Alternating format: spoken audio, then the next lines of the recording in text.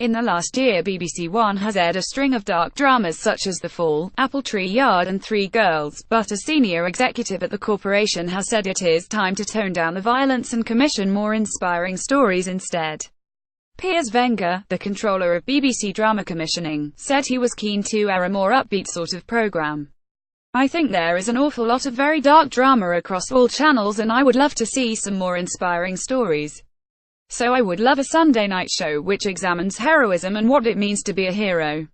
I would love to be pitched more ideas that take us into entertaining worlds that might even be aspirational."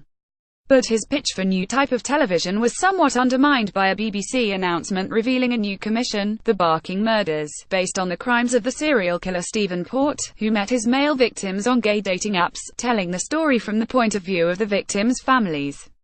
Recently, BBC One has also shown The Fall, starring Gillian Anderson as a detective in protracted pursuit of a serial killer, Three Girls, based on grooming and child sexual abuse in Rochdale and Apple Tree Yard, which featured a controversial rape scene and murder plot. Piers Wenger, controller of BBC Drama Commissioning, photographed Channel 4. Wenger said he was excited about two forthcoming aspirational BBC dramas, The Split and Press. The Split is about a group of female divorce lawyers and has been written by Abby Morgan, whose credits include The Hour and The Iron Lady. It stars Nicola Walker, Meera Syal and Stephen Mangan. Press will track the fortunes of a tabloid and a broadsheet newspaper as they try to recover from phone hacking scandals and the rise of digital rivals. It has been created by Mike Bartlett, the writer of Dr. Foster. Asked to clarify his comments, Wenger said, "I think there has to be a mix. Sometimes we need to go to very dark places to take stories apart to understand the world and understand the way the world is changing around us, but we need a better mix." Charlotte Moore, the BBC's director of content and Wenger's boss, attempted to expand on his comments by saying they did not mean the broadcaster would no longer show hard-hitting television. Pointing to The Barking Murders and other upcoming crime dramas, Moore said, "We will continue to do dark, complex pieces that really challenge and are provocative." Wenger became the BBC's drama chief last November after leaving his role as head of drama at Channel 4. He was previously the executive producer of Doctor Who. He told his audience at the Edinburgh International TV Festival that the corporation did not ask Chris Chibnall, the new showrunner on Doctor Who, to make the Time Lord a woman for the first time. He said it was Chibnall's own decision to bring in Jodie Whittaker, with whom Chibnall had previously worked on Broadchurch.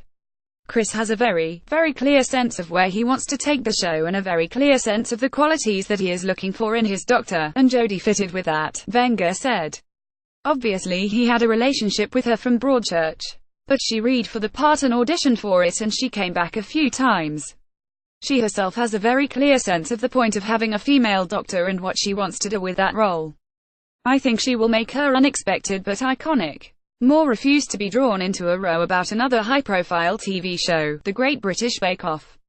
Moore was part of the BBC team that could not agree a deal with Love Productions, the maker of the amateur cooking competition, to keep it on BBC One.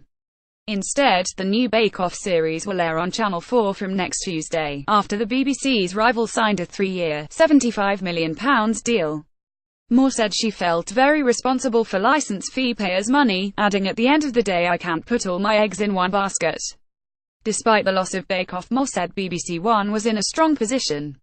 The channel has its highest audience share in a decade and is the most-watched channel among 16 to 34-year-olds. More young people watched Planet Earth 2 than the X Factor final on ITV.